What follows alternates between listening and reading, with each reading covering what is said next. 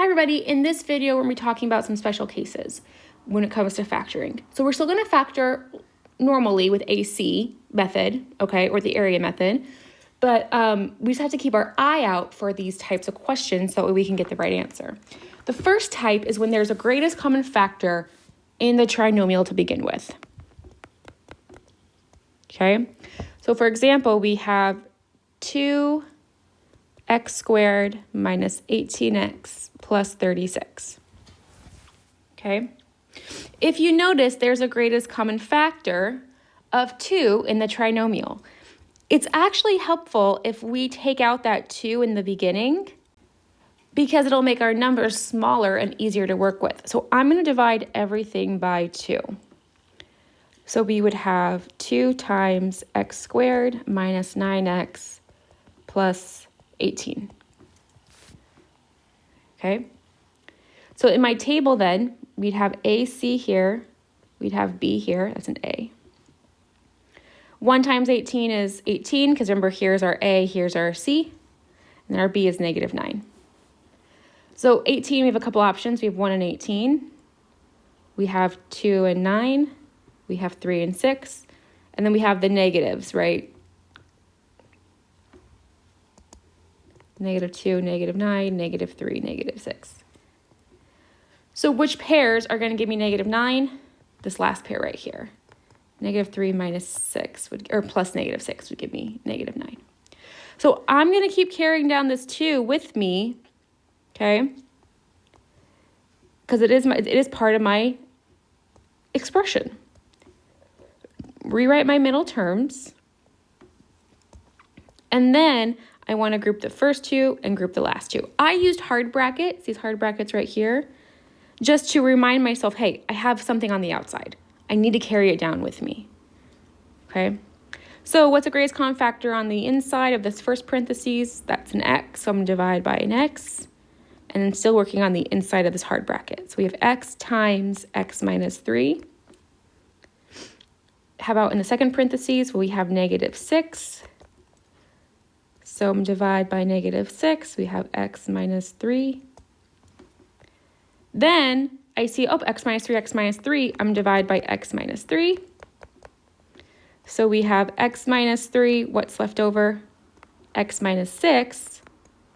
But I have this 2 that I factored out in the beginning. So this would be my answer. So a great rule of thumb is to say, hey, I should just factor out my greatest common factor in the beginning. I should always look for a greatest common factor in the beginning. If we didn't, okay, it's not wrong, okay, but your answer, your final answer would end up something like this. 2x minus 6 times x minus 6. This is the answer you would get if you didn't factor out the greatest common factor. And if you look here, it's not completely factored because that greatest common factor is in this 2x minus 6. So you could factor it here as well, x minus 3, x minus 6. Oh, now we have the same thing. So you could factor out in the beginning like we did up here, or you could factor out at the end. I tend to factor out in the beginning because it's going to make my numbers smaller.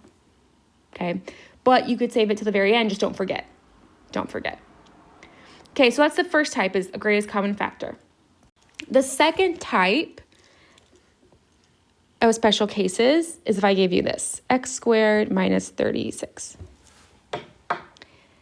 It's a binomial, but it's also a trinomial because of it's also a quadratic. It's a degree of 2 because of the x squared. There is no b value. So when we go to make our chart, okay, AC here, B here, 1 times 36 is negative 36. Sorry, it's negative 36. And then B, there's no B value, so it's a 0. So if you wanted to, you could write a plus 0x in there, if that helps you visually see it. But this B value is 0, so we want factors that add up to 0, okay? So factors of negative 36 that add up to 0. So we have 136. We have the other option, right? 2 and 18. 3 and 12. I'm making one negative because I need a negative 36, right? 4 and 9. I'm not going to get 0 with any of these, though. And 6 and 6. Oh, well, if I make one negative, I get negative 36. Negative 6 plus 6 is 0.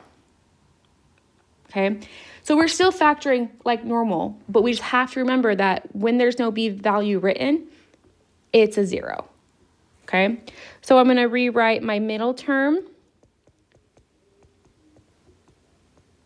and then factor by grouping. You group the first two, you group the last two, right? We're undoing the distribution, the double distribution. So I'm going to factor out an x.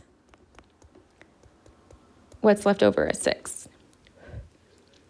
In the next one, I'm going to factor out a 6. Oh, I wrote an x squared. That should just be an x. There we go.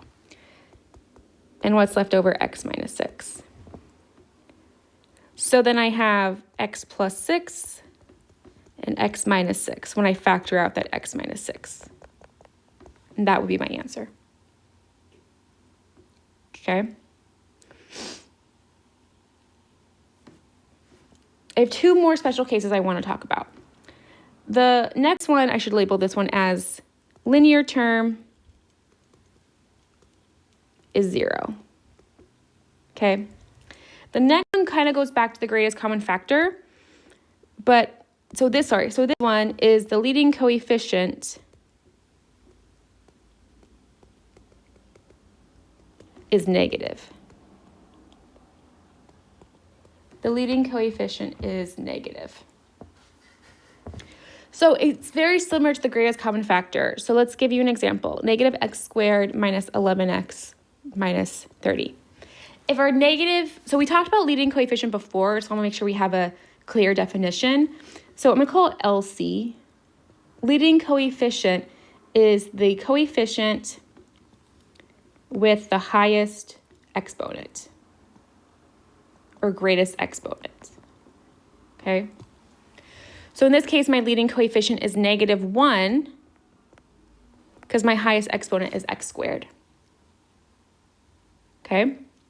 If it's negative, okay, we want to factor it out.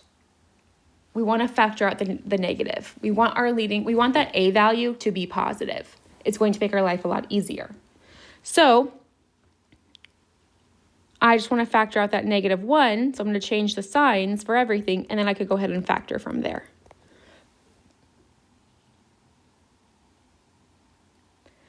So x squared plus 11x plus 30 is once I factor out the negative 1. And you can go ahead and just factor like normal. But whenever you have a leading coefficient that's negative, factor out that negative 1. Okay? Now, the very last special case is, let me give you this example. Yeah, this is fine.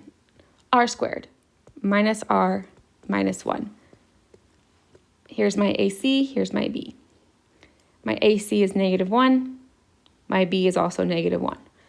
I want factors of negative 1 that add up to negative 1. So factors of negative 1, I have negative 1 and 1. That's it, right? I could change it this way, but it's the same thing. Are any of these going to add up to negative 1? No. If I add this together, I get 0. This is the same thing, just the signs are opposite. And if I add these together, I get 0. There's no way I'm going to get negative 1. So this is not factorable. And right now, that would be our answer. Okay? There are still factors to this expression. We just can't factor it to find them. Okay? So that's why the answer, it's not no solution. It's not, there are no factors. For right now, it's just not factorable. Okay? It's not factorable. And we're about to head into a unit that will help us take care of this.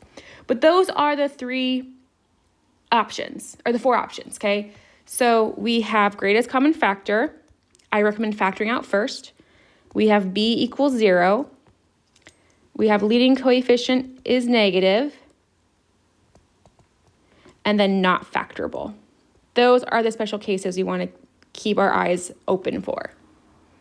So right now you are going to work on a document that you're factoring and keep your eyes open for these 4 different types. I'll see you guys next week. Have a good day. Bye, everybody.